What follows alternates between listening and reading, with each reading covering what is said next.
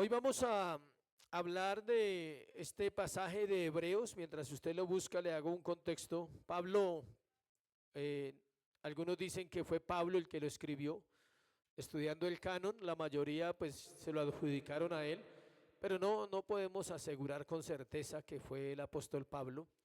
Sin embargo, el autor sí era un hombre inspirado por el Espíritu Santo. Entonces es un libro canónico y es un libro donde está la palabra de Dios para nosotros hoy.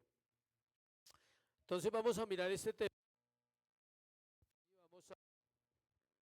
Vamos a leer Hebreos 12 del 1 al 3. Si lo tiene, vamos a leerlo, lo voy a leer para usted. Dice así: Por tanto, nosotros también, teniendo en derredor nuestro tan grande nube de testigos, despojémonos de todo peso y del pecado que nos asedia, y corramos con paciencia la carrera que tenemos por delante. Puesto los ojos en Jesús, el autor y consumador de la fe, el cual por el gozo puesto delante de él sufrió la cruz, menospreciando el oprobio, y se sentó a la diestra del trono de Dios. Considerad a aquel que sufrió tal contradicción de pecadores contra sí mismo, para que vuestro ánimo no se canse hasta desmayar. Padre, gracias por tu palabra, Señor.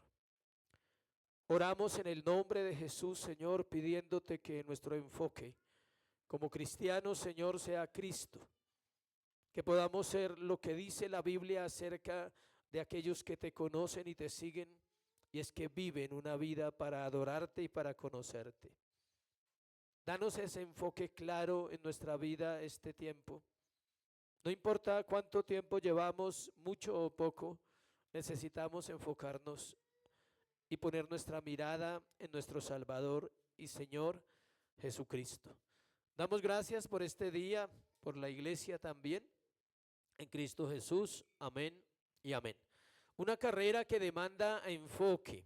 Ese es el tema de hoy. Una carrera que demanda enfoque. Vamos a iniciar haciendo un poco de contexto del libro en el cual nos encontramos.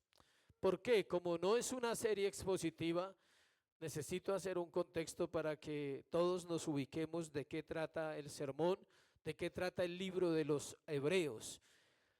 Siempre que alguien predique un tema de un capítulo de un libro, debe llevar a la iglesia y decirles por qué el autor llegó al capítulo 12 y de qué está hablando los primeros 11 versículos. Entonces el libro de los Hebreos es hermoso, aunque hubo un autor humano, no se sabe quién fue. Es el único libro que no tiene autor en la Biblia y no se sabe quién fue. Se lo adjudican a Bernabé, a Apolos, a Lucas, pero al fin la iglesia por tradición se lo da ¿a quién? Al apóstol Pablo, aclarando que no está comprobado que él haya sido ¿qué? El autor. Pero el autor efectivamente fue usado por Dios y fue un hombre inspirado por Dios para escribir. Las enseñanzas claves que encontramos aquí en el libro de Hebreos tienen que ver con el caminar cristiano. Su autor principal, el Espíritu Santo, quien brilla haciendo su tarea, que es glorificar al Padre y al Hijo. El Espíritu Santo glorifica al Padre y al Hijo. La fecha en que se escribió, aproximadamente 60 o 70 años después de Cristo. No se puede decir después del 70 porque el templo no había sido destruido, entonces está entre el 60 al 68 aproximadamente. La teología que Hebreos trata está sentada en Cristo. Si usted quiere mirar Hebreos 1:1, como comienza el tratado, le llaman un tratado teológico al libro de Hebreos, porque es solo teología, pero arranca con Cristo. Hebreos 1:1. Dios, habiendo hablado muchas veces de muchas maneras en otro tiempo a los padres por los profetas, en estos últimos días nos ha hablado por el Hijo, a quien constituyó heredero de todo y por quien asimismo hizo el universo. Note que el libro empieza con ¿quién? Con Cristo. Si alguien quiere estudiar a cristología, debe estudiar este libro. Ahí está el sacerdocio de Cristo, Cristo como profeta, Cristo como intercesor, y todo lo que tiene que ver con Cristo en cuanto al Antiguo Testamento está en el libro de ¿qué? de Hebreos. Leamos Hebreos 9:28, haciendo una breve introducción para ahorita entrar a los versículos. Hebreos 9:28 dice lo siguiente. Dice, así también Cristo, se ve otra vez, fue ofrecido una sola vez para llevar los pecados de muchos y aparecerá por segunda vez sin relación con el pecado para salvar a los que, ¿qué?, le esperan. Nosotros le estamos esperando. Este versículo cierra toda la historia. Es un versículo final porque está diciendo del regreso de Cristo. Nos lleva al final de los tiempos. El contexto de las personas que recibieron el mensaje de los hebreos no es muy diferente al contexto de nuestra cultura. Eran personas dispersas por todas las naciones. Había pasado la persecución de la primera iglesia y ellos habían sido dispersados en muchas naciones. Hoy en día es igual. El evangelio se está predicando donde en todas las naciones. Se está hablando de Cristo y encontramos las mismas reacciones. Personas que creen y personas que no creen. Pero definitivamente Hebreos está dirigido a la iglesia de todos los tiempos. Es decir, nosotros necesitamos las enseñanzas de Hebreos, que será después de que veamos Romanos. Cuando terminemos Mateo, vamos a ver Romanos y después de Romanos vamos a ver ¿qué? Hebreos. Estamos hablando por ahí en unos 4 años vamos a estar viendo Hebreos si Dios nos tiene con vida y continuamos en esta hermosa iglesia que Dios nos ha regalado. Entonces, el mensaje que Hebreos da, como es para todas las generaciones, este mensaje que vamos a ver hoy es específico para esta iglesia. Cuando uno viene en una serie expositiva, no quiere decir que no sea específico, pero como hoy es un día especial para nosotros, uno debe orar y decirle, Señor, ¿qué necesita la iglesia? Y por eso ese mensaje de hoy nos va a llegar al corazón para entender cómo debemos correr una carrera con ¿qué? Con enfoque. En medio de todo esto, iglesia, el Señor continúa haciendo su obra en nosotros. Nos sigue hablando en su palabra acerca de cómo vamos a correr, cómo vamos a estar enfocados, cómo es fácil de desviarse. Esta mañana leía algo y decía que debe haber un equilibrio y ahí ponía 3 ejemplos. Hay creyentes que todo el tiempo están sufriendo por el pecado y luchando y luchando y luchando. Hay otros que no tienen luchas con el pecado. No, los dos están mal, para que entiendan. Un creyente sí lucha con el pecado, entonces es bueno que luche con el pecado, pero no puede vivir así todos los días de su vida cristiana. No va a ser útil en el ministerio, no va a ser útil en su propia vida. Tiene que llegar a la mitad. Lucha con el pecado, pero va creciendo, va avanzando en esa carrera con un ¿qué? Enfoque. Ahora, si no lucha con el pecado, es más preocupante todavía que el que lucha, porque él puede estar engañado en su salvación y puede que no sea una persona salva, aunque esté en la iglesia. Es más delicado el que no lucha, porque al menos el que lucha pues sufre, dice, no quiero pecar, me cuesta dejar el pecado, pero no puedo, y oro y clamo y no sucede nada. Esa persona es más fácil de ayudarle que al que no sufre por nada y todo le da igual y parece perfecto. Esa persona se puede haber convertido en un ¿qué? Religioso más de una congregación. Vamos entonces a mirar lo que nos corresponde hoy. Y lo primero son 3 puntos, 3 versículos, 3 punticos sencillos. El primero es que para correr hay que estar ¿qué? Livianos. Ayer Dios es tan bueno que anoche a nosotros nos gustan los programas de cultura, donde investigan, no reggaetón, no nada de eso, sino programas de edificación, ¿sí? Y hay un canal donde dan buenos programas y ayer precisamente escuchábamos la entrevista de un atleta, de un maratonista se llama, de un muchacho joven que corre maratones pero a un nivel altísimo. Y yo decía, ¿cómo es Dios de bueno que le regala una información para hablar un poquito de las carreras usando el ejemplo de una vida de un atleta? Exactamente es así. El contexto en el que Pablo está escribiendo, bueno, el autor, no vamos a hablar de Pablo, en el contexto en que el autor del hebreo, de los hebreos está escribiendo, es un contexto griego y ellos tienen muy en cuenta los Juegos Olímpicos. ahorita usted se va a dar cuenta en el lenguaje de los versículos que es exactamente como si todo esto sucediera en un estadio donde hay testigos, donde hay gradas, donde hay personas mirando una carrera, y así es la vida cristiana. Y ahora vamos a hablar de esos testigos también. El muchacho que ayer hablaba, él decía que para correr harto, o sea, maratones de 21 o 42 kilómetros, que son la media y la completa, no solamente es correr.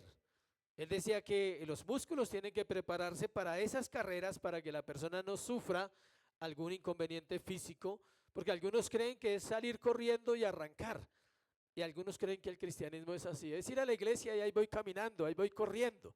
No, se necesita un enfoque, y él hablaba de la comida, hablaba de lo físico, hablaba de la tecnología también hoy en día, cómo ellos la usan los atletas, y una cantidad de cosas que parecen no importantes, pero cuando son profesionales para ellos todo eso es ¿qué? Importante. En la vida cristiana no hay profesionales, tranquilo. Bueno, buena noticia. Aquí no hay profesionales, aquí hay aprendices. La palabra discípulos es ¿qué? Aprendices. Pastor, ¿y cuánto tiempo tengo que aprender? Toda la vida. ¿Y cuánto tiempo me toca correr? Toda la vida. Entonces corra bien para que no se canse, porque es toda la vida la carrera. Entonces si usted corre mal, a los 10 años ya está fatigado, y otros están fatigados y no han empezado a correr. Sí, algunos ya están cansados y no han corrido nada en el Señor. Escasamente, ¿se acuerdan de Juan 3:16? Y no más. Y uy, es difícil la vida cristiana, que lucha, que batalla, pero no han corrido, no se han fatigado, no se han cansado ni siquiera como para decir, ya corrí 21, entonces ya estoy cansado, pero me voy a preparar porque viene el de 42, ¿sí? Viene la maratón fuerte. Los que han corrido un poco y entienden, saben que hay que descansar, hay que tomar aliento y hay que ¿qué? Seguir. Los destinatarios de este libro, vamos a leer el versículo 1, dice de 12:1, dice, por tanto, recuerde que siempre que encontramos esa frase, le está diciendo, he predicado 11 capítulos, dice el autor de los Hebreos, por tanto pongan cuidado a lo que voy a decir y básense en lo que está en los 11 capítulos anteriores, sobre todo el 11 que habla de ¿qué? De la fe, la galería de la fe. Por tanto nosotros, nótese nosotros también, como los del capítulo 11, nosotros, o sea, como Abraham, como Noé, como David, como Salomón, nosotros también, teniendo en derredor nuestro tan grande nube de testigos, despojémonos de todo peso y del pecado que nos asedia y corramos con paciencia la carrera que tenemos por delante. Los destinatarios de este libro eran personas familiarizadas con los deportes. De allí que el escritor tome el mundo de los deportes, las imágenes de los espectadores que eran como las gradas llenas viendo la competencia, la vestimenta ligera y suave, las condiciones de los competidores y la competencia misma. ¿Qué usa? Leí un testimonio de, o sea, coincidencialmente, bueno, no coincidencialmente, sino providencialmente, esta mañana leí un libro que a veces leo, que es grande, sobre la vida de un pastor. Es así, es para el pastor. Entonces decía ahí que alguien no pudo ganar una carrera porque tenía mucho peso en la ropa, y era poquito, pero él sabía que si hubiera tenido menos peso en su ropa, hubiera ganado, porque perdió por segundos una competencia olímpica. La camisita y la pantalonetica y los zapatos deben pesar que lo mínimo. Se calcula 1 kilo y eso es mucho. O sea, menos. Y entre más días, más tecnología. O sea, en la época de la Biblia no usaban ropa, para que usted sepa. En los primeros Juegos Olímpicos se hacían ¿qué? Desnudos. O un taparrabo para evitar movimientos, usted entiende. No más. No había ropa como ahora, ni zapatos. Era a pie limpio. ¿El peso era qué? Mínimo. Comenzaremos por la primera frase que encontramos en el verso por tanto, que ya le expliqué, y es por todo lo que he dicho hasta ahora. El autor usa esta frase 8 veces en Hebreos. Por tanto, o sea, atentos, recuerden, retomando temas que está tratando, y en este pasaje está diciendo a sus oyentes, acabo de hablarles de la fe en el capítulo 11, ahora les voy a decir qué hacer para caminar como aquellos héroes de Hebreos 11, de los cuales el mundo no era digno. Hebreos 11:38. Lea Hebreos 11:38, dice, de los cuales el mundo no era digno, errando por los desiertos, por los montes, por las cuevas y por las cavernas de la tierra. Esa era la vida de Abraham, de Isaac, de Samuel, de Sansón. Y dice que el mundo no era digno de ellos. Ojalá un día, es el anhelo de la iglesia hoy, ojalá un día el mundo no sea digno de la iglesia cristiana. Ojalá un día la iglesia sea tan santa que el mundo pueda decir no somos dignos de los creyentes. Esa es la meta de la iglesia final por la cual Cristo va a volver. Mientras tanto, vamos a correr para llegar allá a esa meta que estamos hablando hoy. Esa es la meta, que un día el mundo, este mundo actual, diga lo mismo que dijeron de los antiguos. Esa gente es santa. No nos caen bien, pero son santos. No nos gusta cómo viven, pero no les gusta porque somos ¿qué? Santos. Y no que digan, son iguales a nosotros, no sé qué se reúnen todos los domingos a hacer, ¿sí? Si son iguales a nosotros. Nosotros también, dice la frase ahí, no algunos, sino todos aquellos que siguen a Cristo, los que ya comenzaron la carrera, los que están empezando y los que no han empezado. O sea, hay personas que ya empezaron la carrera, con tropiezos, con luchas, con batallas, ya empezaron la carrera. Hay otros que la están empezando. Cuando vengan los obstáculos, porque es como una carrera de obstáculos, ojalá no se detenga y se retire de la pista. Y otros no han empezado. Pero todos nosotros que estamos en ese proceso, debemos aprender a caminar. Y la pregunta, ¿qué se necesita para una carrera? ¿Qué se necesita para una carrera? La respuesta es lógica, empezar a correr, no más. Empiece. Estaba esperando que le dijeran que la Biblia, la espada del Espíritu, no, empezar a correr, corra. Empiece así no sepa nada, arranque su carrera. ¿Por qué? Porque no puedes empezar una carrera si no arrancas. Nadie va a correr en Cristo si un día no arranca. Y la vida cristiana es descrita como una carrera, no solo por el autor de los Hebreos, sino en el Antiguo Testamento y en el Nuevo Testamento, encontramos que el caminar con el Señor es una carrera. Vamos a mirar unas citas del Antiguo Testamento, dos citas. Una es Eclesiastés 9:11. Eclesiastés, por cierto, recomendable para correr. ¿Quiere correr? Eclesiastés le ayuda un poquito con las cosas de este mundo. Eclesiastés 9:11. Mire lo que dice. Me volví y vi debajo del sol que ni es de los ligeros la carrera. Léalo por favor para que Dios le hable. Me volví y vi debajo del sol que ni es de los ligeros la carrera, ni la guerra de los fuertes, ni aun de los sabios el pan, ni de los prudentes las riquezas, ni de los elocuentes el favor, sino que tiempo y ocasión acontecen a todos. ¿Sí ve que dice en la primera parte? Dice que no es de los ligeros la carrera. No es correr como loco, es arrancar a correr y pedirle a Dios que en esa carrera le vaya enfocando. Jeremías 8:6. Jeremías 8:6 dice, escuché y oí, no hablan rectamente, no hay hombre que se arrepienta de su mal diciendo, ¿qué he hecho? Cada cual se volvió a su propia carrera como caballo que arremete con ímpetu a la batalla. El profeta habla de la carrera de los impíos y dice, cada cual cogió su carrera y se fue como un caballo desbocado y va a terminar ¿qué? Mal. En Hechos 13:25, Hechos 13:25, ese ya es nuestro más conocido, el apóstol Pablo, dice lo siguiente, mas cuando Juan terminaba su carrera, está hablando de Juan el Bautista, ¿sí ve que Juan corrió una carrera? Pablo corrió una carrera, dijo ¿quién pensáis que soy? ¿No soy yo él?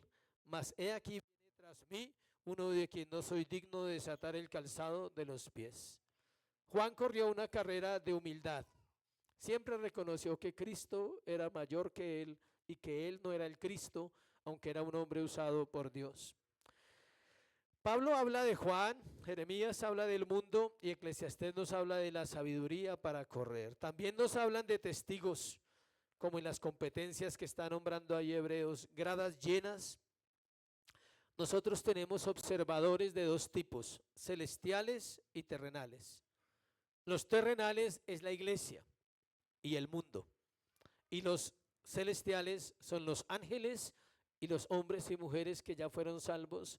Ellos son testigos, escuche bien la frase, ellos no nos están mirando así, pero ellos son testigos de Cristo, es decir, ellos son ejemplo de que una vida cristiana se puede llevar correctamente y se puede llegar al lugar donde ellos ya están adelante de nosotros. La parte B del versículo del capítulo 12 dice algo interesante, dice, por tanto nosotros también teniendo en derredor nuestra tan grande nube de testigos, vamos hasta ahí. La segunda parte dice, despojémonos de todo peso y ¿qué? Del pecado que nos asedia, corramos con paciencia la carrera que tenemos por delante. La carrera no se corre con algo pesado porque estorba. Usa dos palabras allí el autor. Una es el peso y la otra es el pecado. No son la misma cosa. ¿Por qué no son la misma cosa? Por la letra I. Por la letra I que está en la mitad. Dice, despojémonos de todo peso y del pecado. Gramaticalmente no se puede decir que eso es lo mismo. Una cosa es el peso y otra cosa es el pecado. ¿Por qué decimos eso? Porque así están nombradas en la Biblia y tenemos que hacerlo así. Hay gente que dice que es lo mismo. No, no es lo mismo un peso que un pecado. ¿Por qué habla de peso? Porque nosotros no somos fantasmas en este mundo. Nosotros sentimos, vivimos y muchas cosas deben ser eliminadas de nuestra vida para correr bien. El término peso en griego es onkos, con K, onkos, y significa encorvarse, doblarse, asedio. Está rodeado por todo lado. Hay personas que no van en la carrera, pero sí están estorbando. O sea, hay estorbos que no te dejan correr. Un estorbo puede ser una persona, no porque se llame estorbo, sino porque estorba. O sea, espero que lo entienda bien y no mire a nadie al lado. ¿Listo? Una persona puede ser un estorbo, es un peso, no es un pecado. La persona no es un pecado, pero puede ser un peso que está enredado en sus sentimientos, en sus emociones, situaciones que va llevando. Dice, hay personas que no van en la carrera y pueden estorbar.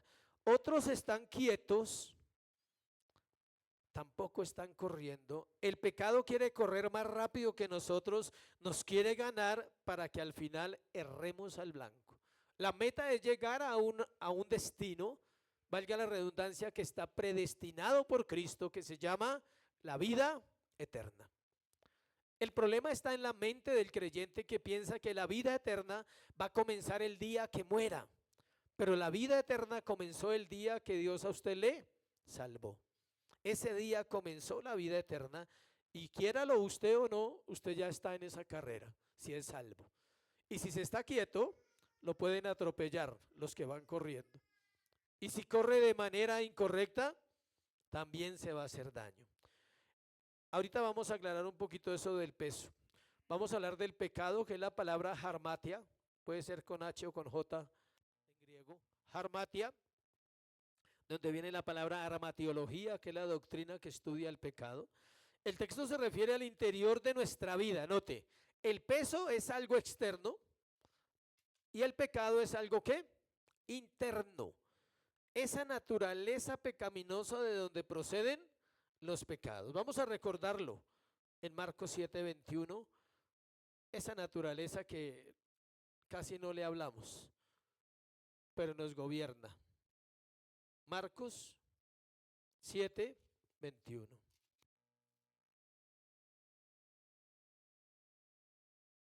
Dice, porque de dentro del corazón de los hombres, es claro, no necesita un comentario, bueno, porque de dentro del corazón de los hombres salen los malos pensamientos, o sea que esos son pecados.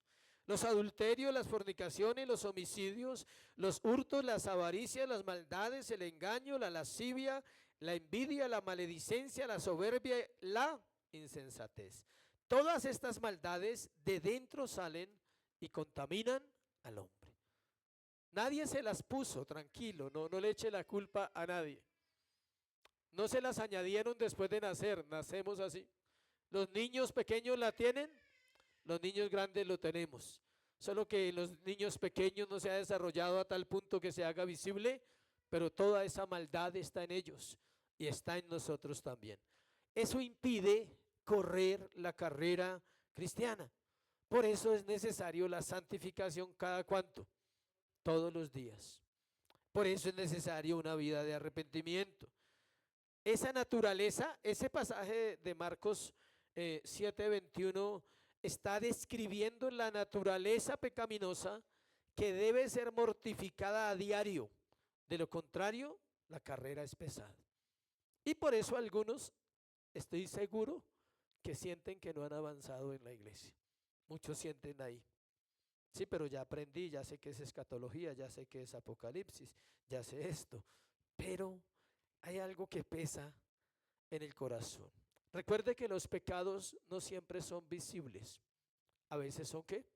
Invisibles. Pero para uno son invisibles. Para los demás a veces los notan y sobre todo Dios los ve.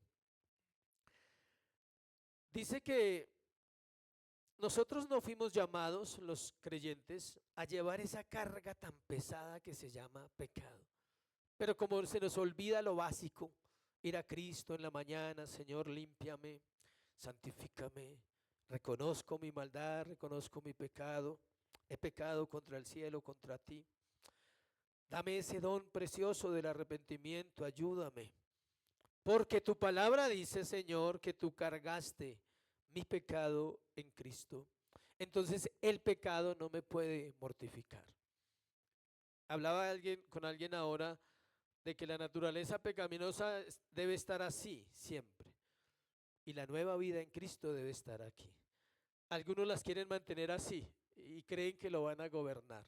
Y llevan así años, parejito. Y otros al contrario, la carne los gobierna y el espíritu es débil. No son constantes en la oración, no son constantes en la lectura. Y luego se preguntan y dicen, pero ¿por qué es tan difícil ser cristiano? Sí es difícil, pero los mandamientos no son gravosos. Si Dios dijo que nosotros llegaríamos a ser santos es porque podemos llegar. Si Él dice que nosotros podemos perdonar, es porque podemos perdonar. Si Él dice amaos los unos a los otros, es porque se puede. Si uno de esos mandatos o esas demandas que Dios dejó en la Biblia no se puede, entonces Él no es Dios. Entienda eso. Si uno solo de los mandatos que Dios le da a los creyentes no lo podemos vivir, la Biblia no es verdad. Uno solo nomás. Pero como todos son verdad, la Biblia es verdad, entonces el creyente tiene que hacer su tarea constante de estar santificándose.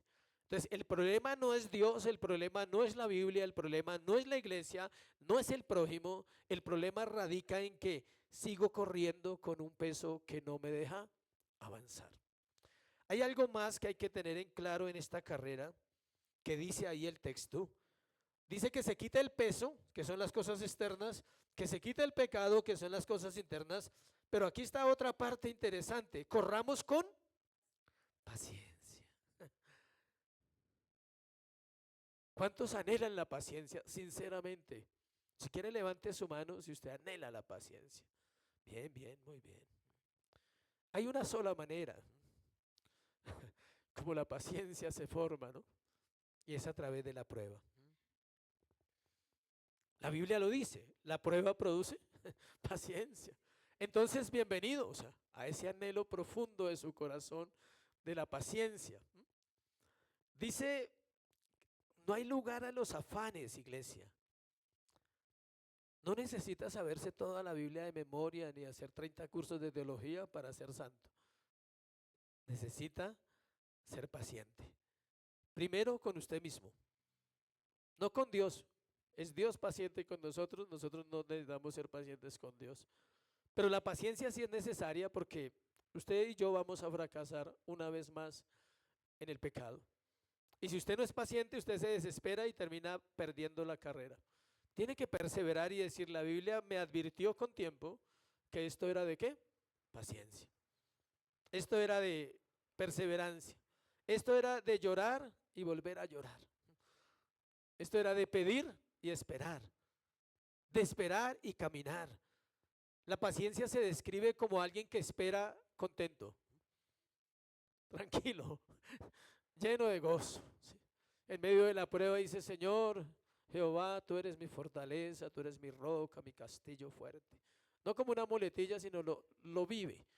Dice, en medio de esto, tú tienes algo para mi vida. Aunque yo no lo vea, perdóname por ser tan ciego, pero sé que es así. Paciencia. Santiago 1:3. Hablemos de la paciencia. Ahí adelantico de Hebreos para que no se pierdan ese traspaso tan largo. Santiago, en la siguiente hoja de la Biblia donde usted está, Santiago 1:3, porque sé que algunos van a ir a buscarlo y no vuelven a Hebreos. Santiago 1:3. Sabiendo que la prueba de vuestra fe, ¿qué? Eso es del Señor para nosotros, la prueba produce ¿qué? Paciencia. Primera de Tesalonicenses 2:4.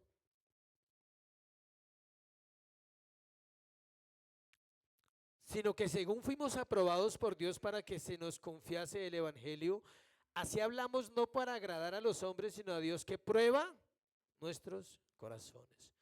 ¿Cómo prueba a Dios el corazón? En una espera de formación del carácter. Hay cosas que usted quisiera ya no luchar. La pregunta es qué ha hecho para que ya no pese eso en su carrera. Entonces la salvación es un camino seguro, recuerde, pero con paciencia, pues sabemos que es temporal en la tierra. Termino aclarando lo del peso. El peso es lo mismo que la Biblia describe en la parábola del sembrador como las espinas que ahogan la palabra. Es decir, todas las ocupaciones de este mundo que usted tiene, su trabajo, su estudio, su familia, todo lo que es de este mundo tiene que ser muy administrado, muy sabiamente, para que no se vuelva un peso en la carrera cristiana. Y en la carrera cristiana usted tiene que aprender que se puede correr cuando pongo en primer lugar ¿a quién? A Dios. Por eso el autor comienza, por tanto nosotros teniendo en derredor nuestra gran nube de testigos. Y en el versículo 2, que es el segundo punto que vamos a ver, dice, puesto los ojos en ¿quién? Jesús. Sí, el autor y consumador ¿de qué? De la fe, el cual por el gozo puesto delante de él sufrió la cruz, menospreciando el oprobio, y se sentó a la diestra del trono de Dios. La meta es preciosa. Segundo, la meta es preciosa. Versículo 2. Al estar aquí, el nombre de Jesús quiere decir que el enfoque es Él. El autor no pone el nombre de Jesús por casualidad, está diciéndonos, quiere correr bien la carrera, no se quiere desenfocar, solo mirando a Cristo usted va a caminar bien y va a saber qué quitar y qué no quitar de todo lo que tenemos en nuestra vida. Todo lo demás, aparte de Cristo, es secundario. Todo aquello que sea más importante que Cristo desenfoca al creyente de la verdadera meta. Vamos a Hebreos 2:10. Donde el autor habla lo siguiente, dice así, porque convenía a aquel por cuya causa son todas las cosas y por quien todas las cosas subsisten, que habiendo de llevar muchos hijos a la gloria, perfeccionase por aflicciones al autor de la salvación de ellos. Está hablando de cómo el Padre afligió a Jesús. El autor de la fe fue afligido para que usted y yo podamos llevar esta carrera aunque hayan aflicciones. Jesús es el autor de la fe, pero Hebreos 2:10 dice que Él es el autor de la salvación. Él es el autor de la salvación, es el autor y consumador de la fe. Es decir, su fe, Él hace posible que esa fe lo sostenga a usted. Hablamos siempre como iglesia bíblica y bautista de una fe salvífica. No es la fe para el carro, lo siento, trabaje, cómprelo, haga lo que quiera, pero no es la fe para el carro. Saque un crédito, si es responsable, páguelo bien, sea juicioso, le va a ir bien, ¿sí? Quiere una casa, trabaje y cómprela, no hay problema. Pero la fe bíblica no tiene nada que ver con lo material. No tiene nada que ver con ir a las naciones a predicar, no tiene nada que ver con eso. La fe bíblica siempre está relacionada con lo eterno, con la confianza que Cristo perdonó mis pecados en la cruz, con la confianza que Cristo transforma mi vida en la tierra, con la confianza que Cristo me llevará a la eternidad aún siendo un pecador, porque su obra fue perfecta. Esa es la fe verdadera. Es una fe para salvación, no es una fe para otras cosas de este mundo. De hecho, Dios ya provee, ¿o no provee? Todos acá Dios nos provee. ¿Hay trabajo? Sí. Pero para el trabajo se necesita otra cosa, salud. O sea, si tengo trabajo y no tengo salud, no, una de las dos, si no está la salud no puedo trabajar. Y hay gente que tiene salud y no tiene trabajo. Entonces, todo lo provee Dios, la salud, el trabajo, los recursos, la provisión, la sabiduría, la inteligencia en su profesión. Todos tenemos diferentes profesiones. La fe es salvífica, y solo aquellos que son salvos poseen fe. Todo lo demás es cualquier otra cosa, se llama positivismo, moralismo, buenos deseos, querer correr una carrera y ganarla. Aquí no se gana, aquí se llega. No hay nada que ganar. Cristo ya ganó. Hay que llegar a ese final. El autor de la salvación de ellos y de nosotros fue afligido para llegar a su final. ¿Cuánto más nosotros lo seremos? ¿Dónde terminó la carrera de Jesús? En la cruz. Esta parte es la que más me gusta del sermón, la que voy a explicar acá. Cuando dice, puesto los ojos en Jesús, el autor y consumador de la fe, el cual por el gozo puesto delante de él. Qué alegría ir a la cruz, ¿cierto? A que te claven con clavos físicamente, a que te golpeen, a que te den puños, a que te maldigan. Y uno dice, pero ¿cómo podía tener gozo? O sea, ¿cómo era su forma de ver la vida? Recordando que Jesús era un hombre de 33 años. ¿Cómo podía ver la vida con gozo? Dice el autor, el gozo puesto delante de él. La diferencia entre la carrera de él y la carrera de nosotros es abismal. Nadie vivirá esa carrera. Otra cosa, usted no está llevando la cruz de Cristo, nunca, no la podríamos ni tocar. Usted está llevando la suya, la que le corresponde. Hablaba con alguien antes de empezar el sermón y le decía que el 95% de las cosas que vivimos de batallas de la vida cristiana tienen una raíz y se llama desobediencia. No es más. Sencillo, ¿cierto? Solucionarla. Pero es eso. Dios, la gente dice, pero Dios quiere que yo sufra. No, Él quiere que usted obedezca. Y como no lo hacemos, Dios dice, pues aprende de otra manera. Con pruebitas, con paciencita, con cositas así vas. Y esas que se aprenden en el dolor son espectaculares. Usted no quiere volver ni a esa calle ni a esa carrera. Usted dice, no, por allá no quiero volver. Pero vuelve con otra, o sea, con otra situación, pero no con la misma, porque la aprendió bien. El autor de la fe y el autor de la salvación, ¿por qué tenía gozo? ¿Por qué él tenía gozo? ¿Sabe por qué? Porque él no veía la cruz, no veía todo lo que estaba alrededor de él. Él estaba mirando ¿a quién? Al Padre. y sabía que iba a volver con él como estuvo con él desde antes de la fundación del mundo. Y veía otra cosa, la iglesia. Él miraba hacia adelante y decía, un día voy a estar con mi pueblo, con mis hijos, con aquellos que elegimos desde antes de nacer, vale la pena. No me puedo quejar, no voy a abrir mi boca como oveja llevada al matadero que dice, no abrió su boca delante de sus trasquiladores. Nunca dijo, ¿por qué me pegan? Yo soy Dios. Hacía así y podría abrir la tierra y todo el mundo desaparecería instantáneamente. Podría pedir ángeles y los ángeles vendrían y destruirían a todo el que le tocare un solo cabello a Jesús. Pero su poder era tan grande que estaba dominado por su misericordia y por su amor hacia nosotros. Si Él no vivía la cruz, no había redención para nosotros, porque sin sangre no hay remisión de pecados. ¿Cómo se logra vivir una vida, una carrera donde tus sentidos espirituales pueden estar como los de Jesús? Si la Biblia dice que Jesús mora en nuestros corazones, entonces sí es posible.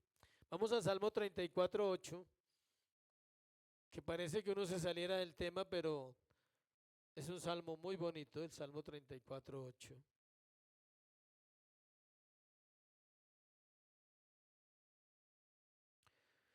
Salmo 34:8, gustad y ved que es bueno Jehová. Eso era lo que entendía el Señor Jesús. Él nunca vio como algo malo la cruz. Él sabía de antemano. Imagínense que ellos habían hablado desde antes de la fundación del mundo de la cruz. Entonces, cuando sucedió, él sabía, él decía, uy, llegó la hora que hablamos hace siglos, no hay nada que hacer, toca ir. Si usted ha leído la Biblia y dice que Dios es bueno, ¿por qué se preocupa tanto por las pruebas y luchas que tiene y no persevera y avanza y dice, pero la Biblia me advierte que van a haber pruebas? Estoy en una de ellas, debo perseverar, debo avanzar. Gustad y ved, demanda sentidos despiertos. Una persona cuando corre está despierta, está activa. Su mente está mirando hacia todo lado para no tropezar en la carrera. Está vivificado por la palabra de Dios. Sus ojos contemplan la hermosura de Dios y desea seguir corriendo. Solo hay una manera de correr y es mirando a Jesús fijamente todo el tiempo. Y aquí a la izquierda hubo una caída, pero yo sigo acá, y aquí perdón, a la derecha, y aquí a la izquierda una situación, sí, pero yo estoy mirando acá. Esto se va a resolver hoy o en 8 años, pero se va a resolver. Yo voy a seguir acá, ¿sí? Mi familia no cambia, pero yo voy a seguir acá, ¿sí? Mis hijos no vienen a Cristo, pero yo voy a seguir acá, ¿sí? No salió la plata, pero voy a seguir aquí. Las cosas no están bien en la relación de pareja. Eso no pasa en esta iglesia, pero puede pasar. Pero voy a seguir ahí. Esa era la vida de Jesús. La cruz, el oprobio, Pilato, Herodes, los verdugos, Pedro negándolo, otro corriendo, otro abandonándolo, y él mirando al Padre diciendo, vale la pena, voy a estar en casa en unas horas. Tú y yo vamos a estar en casa pronto. No se asuste, tranquilo, sea así, pero pronto vamos a estar en casa. El pronto es porque el tiempo para nosotros es uno y para Dios no hay, no existe el tiempo. Dios ya nos ve allá adorándole. Y él dice, pero ¿por qué sufre tanto si va a estar acá? O sea, ¿cuál es la guerra? ¿Cuál es la batalla? ¿Por qué no se despoja? Volvemos a lo mismo. Sentidos ejercitados, Hebreos 5:14.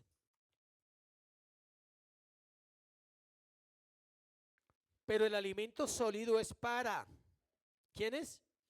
Los que han alcanzado madurez, para los que por el uso tienen los sentidos ejercitados en el discernimiento del bien y en el mal. No es como me compongo en el día de hoy, como me compongo en el de mañana, no funciona así, ¿sí? No es que me pongo para la próxima cita, no. No es que transporte cojo, no, no, nada de eso, no.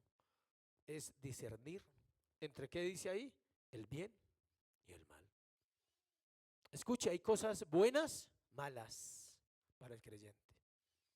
Él cree que son buenas, pero son perjudiciales para su vida, para esa carrera que está llevando. Y hay cosas malas, aparentemente, que son ¿qué? Buenas. Porque el evangelio funciona como al revés de nuestro cerebro. Nuestro cerebro dice, bueno es quedarme durmiendo otro ratico. Es bueno, claro, es rico. A mí también me gusta dormir, no se preocupe, ¿sí? Pero hay días para todo. Hay días en que no puedo hacerlo aunque quiera. Los sentidos ejercitados tienen que ver con la capacidad de hacer aquello para lo cual Dios nos ha llamado, en este caso, correr esa carrera llamada salvación. Mire lo interesante, vamos al capítulo 11, quiere ver los sentidos de aquellos que llegaron primero que nosotros. Noé construyó un arca cuando no había llovido en la tierra. ¿Necesitaba discernimiento Noé? Absoluto. No, pero yo no voy a hacer el arca porque aquí nunca llueve. No es como las lanchas que compraron ahorita de ambulancias donde no hay río y no hay mar, aquí en Colombia, no, no, simplemente no había llovido. Necesita un hombre entender que Dios le dice, Noé, construye un barco de estas dimensiones, constrúyelo. Y Noé, Señor, pero es que aquí no llueve. Ya, Noé nunca preguntó, dijo, voy a hacerlo, ¿qué hay que hacer? Ese era Noé. Hebreos 11 del 8 al Hebreos 11, sí, del 8 al 11, hablemos de Abraham. Por la fe Abraham, siendo llamado, obedeció para salir al lugar que había de recibir como herencia. ¿Y qué dice? Salió sin saber a dónde iba. Discernimiento.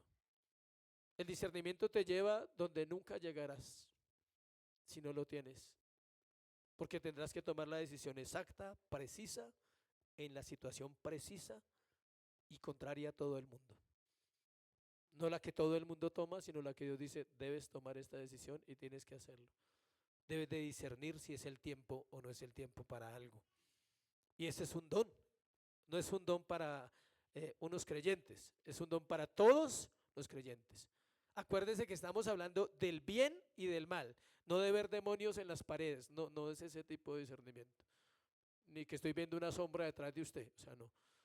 No. Hay gente que sale con esas cosas, ¿sí? No es que fui a su casa y vi como tristeza allá en la pared. O sea, no se trata de eso, ¿sí?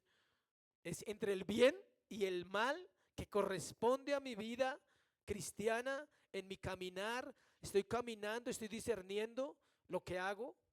¿Está bien delante del Señor o está mal? Dice que Abraham miraba al invisible. Los padres de Moisés lo escondieron porque su fe era real, sus ojos estaban puestos en Dios. ¿Por qué escondieron a Moisés? Porque ellos creían que Dios era poderoso para salvarlo, porque creían en Génesis 3:15. No tenían la Biblia, nosotros tenemos la Biblia. Deberíamos tener un poco más de fe que Abraham, que Moisés y que Noé. Isaías 57:11 al 13.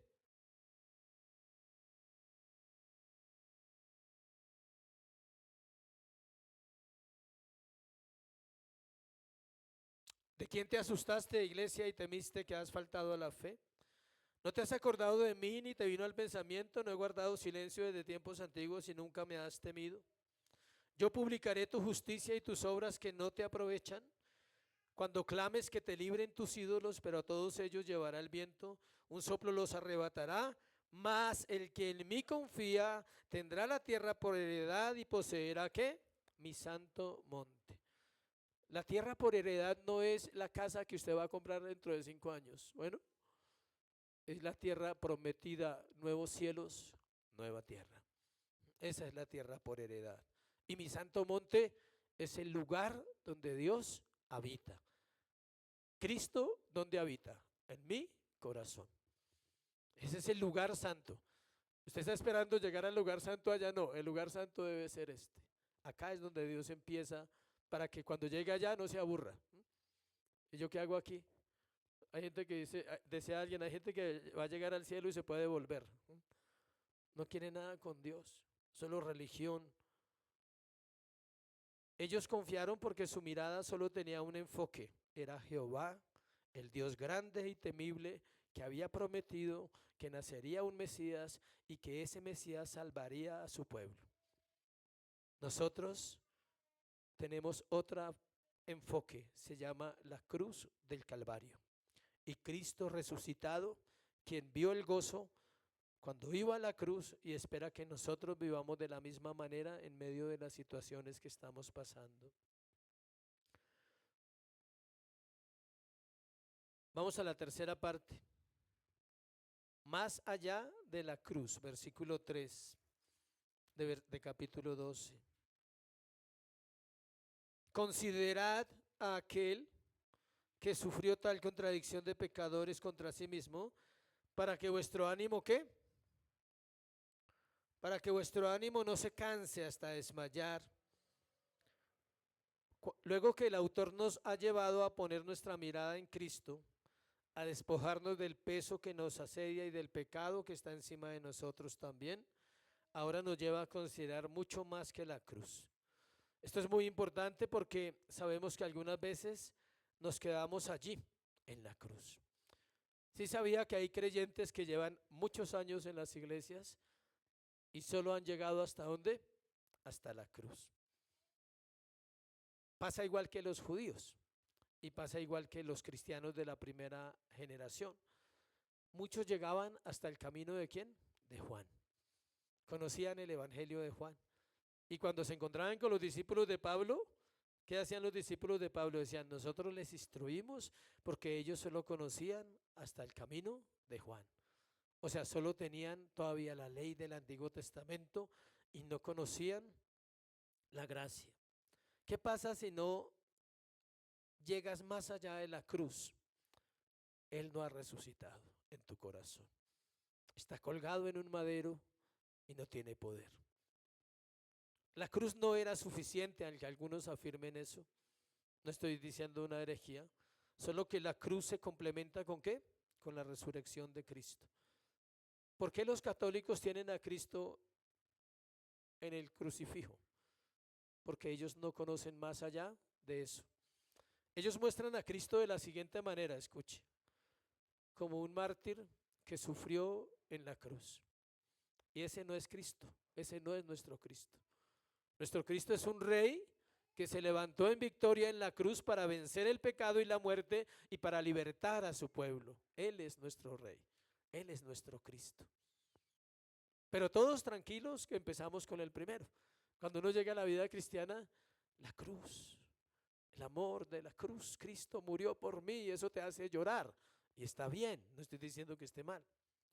Pero cuando tú vas caminando en esa carrera y empiezas a limpiar esa mente de telarañas espirituales, de cosas en la mente, tus ojos se van abriendo y dicen, pero es que Jesús no se quedó en la cruz.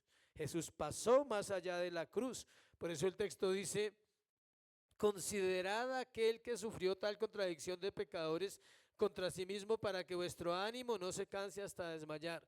Considere su sufrimiento, pero no se quede ahí. Considerar, o sea, piense, reflexione en qué pasó en la cruz del Calvario. El evangelio no es solo creer en la cruz y saber que Él resucitó, porque va más allá y es procurar vivir como Él vivió. ¿Cuánta gente sabe que hubo un hombre que se llamaba Jesús de Nazaret, que vino a la tierra, que vivió 33 años, que se colgó en un madero, lo colgaron en un madero, que murió por los pecados de la humanidad, que resucitó al tercer día, pero no van a ir a la eternidad con Cristo? ¿Sí sabía que casi toda la raza humana sabe eso? Son pocas, hay unas etnias en algunos lugares del mundo que no saben quién es Jesús, pero la mayoría de las naciones de la tierra saben quién era Jesús. Pero eso no es suficiente, tienes que ir más allá de ese conocimiento y caminar con Él y vivir como Él vivía y tomar su ejemplo. Hay una tendencia a mirar al otro cristiano y a poner los ojos en el hombre, y eso desanima y eso estorba. Muchos tienen el estorbo al lado, no es que la persona sea el estorbo, sino que miran al otro. Ah, pero ese no ora, pues yo estoy orando más, ¿sí? Ah, pero ese no hace esto, pero yo hago mejores cosas. ¿Por qué no miras a Jesús? A ver cómo quedamos. ¿Cómo le vas a decir a Jesús, es que tú no orabas? No, Jesús oraba. ¿Cómo le vas a decir, Señor, pero era que tú no honrabas al Padre? Él honró al Padre. No hay nada que podamos juzgarle o decirle. Humanamente podemos juzgar a otros hermanos, a otros cristianos, aún a otras iglesias, y podemos decir que estamos mejor que ellos, lo cual es falso. Cuando usted se pone a mirar a lo humano, usted se desanima y deja de ver el trabajo interno que usted tiene que hacer todos los días para caminar en victoria, y no es una frase de muletilla, sino es una realidad que el cristiano tiene que madurar y crecer. Cuando pensemos en lo que estamos viviendo que es demasiado. Me acuerdo que hace años hablaba con alguien y la persona decía que nadie en este mundo podría vivir las pruebas que él había vivido. Yo le decía, solo habla con 5 personas por ahí cualquiera y verá que se da cuenta que las luchas de otros a veces son peores que las que nosotros tenemos. Pero como estamos enfocados en nosotros, no estamos viendo a Jesús. Vamos a concluir con algunas reflexiones, algunas frases de reflexión para orar y darle gracias al Señor por este tiempo. El dueño de la competencia pone a cada cual en el lugar que le corresponde en la carrera. O sea, tú no vas a pasar a nadie ni por la izquierda ni por la derecha, no va a adelantar. Aquí no se adelanta. Aquí nadie puede adelantar como cuando va manejando en carretera. No. Dios lo va a poner a usted en el lugar de la carrera donde debe estar. ¿Por qué? Porque Él sabe cómo va corriendo usted. Él dice, este va corriendo como bien. 2 casillas adelantico y media casilla y así. A veces toca devolverlo, o sea, ¿sí? Porque se adelantó sin que nadie le dijera. O sea, quiere adelantarse sin vivir el proceso. Hay harta gente así. Quiere hacer cosas para las cuales no está preparado, no está preparada. Quiere vivir cosas para las cuales no ha hecho un proceso de decirle, Señor, es bajo tu gracia. No es por mi merecimiento, no es por mi capacidad. Entonces, como Él conoce lo que cada atleta necesita, arriba, abajo, medio, Él dice, ahora vas arriba, pero no siempre vas a estar ahí. Tampoco se acostumbra a que la mañana está en el cielo y en la tarde en el infierno. Eso no es cristianismo. Bueno, hay gente que se acostumbra así. En la mañana ora y es un gigante de la fe. O sea, David le queda pequeño al pie de Goliat. Eso es, ¿dónde está el diablo y qué hay que hacer? O sea, sí. Y por la tarde está llorando porque otra vez falló al Señor y David se desapareció. O sea, ¿sí? No, es un equilibrio. Otro punto ahí de reflexión. Él tomó nuestra carga en su sacrificio. Si tenemos cargas, la mayoría las buscamos, ¿quiénes? Nosotros. Lo que les expliqué. La mayoría de veces es porque nosotros nos hemos metido en situaciones, nosotros las creamos y aparte de eso las cargamos. Pero la carga mayor que nosotros teníamos ya fue quitada en la obra de Cristo, que se llama el pecado. Esa ya fue quitada. Tercera, o la que sigue. Ninguna carga es más pesada que la de ¿quién? La de Cristo. Cuando usted piense lo que le dije al final del sermón, que lo suyo es más delicado que otros, solo piense en Jesús y diga, no, lo de Él fue más pesado. Siguiente. Mediten eso hoy y esta semana, por favor, esa frase. Mediten esa frase. ¿Estás corriendo o estás qué? Estorbando. Y el estorbo a veces no es para otros, tu propio corazón. Dios quiere hacer más, quiere abrir la mente, el entendimiento, pero no voy a la escritura. Cuando hablo con las personas y me cuentan tantas historias, entonces el enfoque siempre va llegando al mismo lado. Y siempre terminamos en Romanos 10:17. La fe viene por el oír y el oír por la palabra de Dios. ¿Sí? Porque las quejas muestran la falta de fe. Una cosa es informar y otra cosa es quejarse. Son 2 cosas diferentes. Cuando alguien habla mucho y se queja demasiado, yo le digo que lea la Biblia un poquito más. Es lo único que necesita.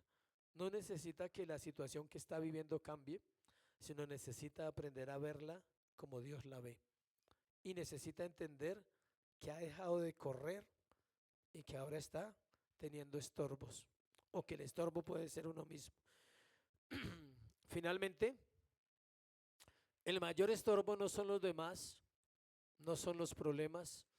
El estorbo tiene que ver con el corazón del creyente que no quiere someterse a Cristo porque aún sigue corriendo ¿qué? En sus fuerzas.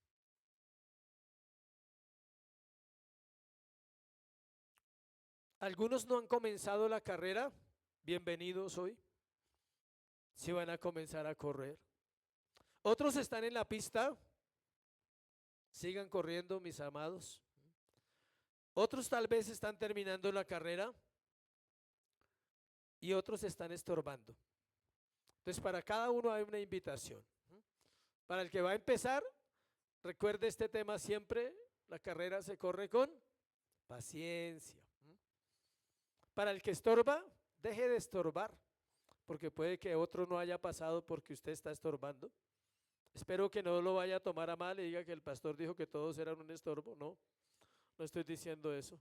Estoy diciendo que debemos ser honestos si realmente no estamos corriendo esa carrera en santidad y con fe con el Señor. Si ya va y usted dice, por la gracia del Señor voy ahí, adórele, agradézcale, dígale gracias, ha sido bueno conmigo. No es lo mismo que hace un año, 2 años, 3 años, voy entendiendo, aunque sea por un ojito, pero voy entendiendo, voy viendo así, sea lentamente voy viendo. Y si alguien me está terminando la carrera, es lo mejor que puede pasarle, sería lo mejor, porque está pronto a dejar de correr, a reposar, a descansar en el Señor.